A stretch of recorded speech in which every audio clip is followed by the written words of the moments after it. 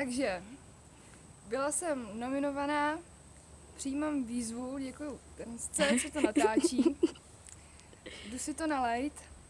Jo, lepší sklenici fakt jsem nesehnala. Jo.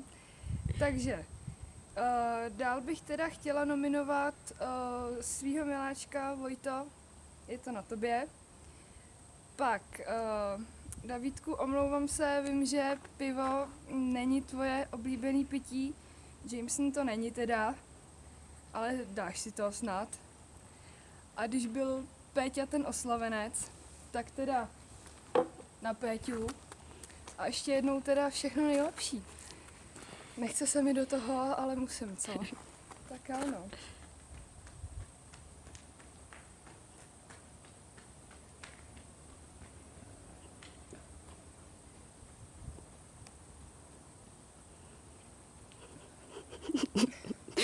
Pojď.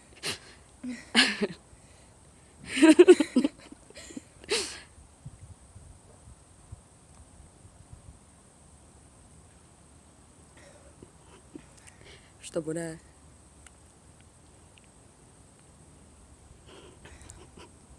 Já můžu dechat.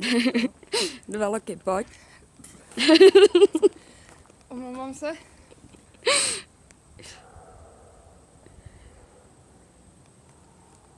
Výborně.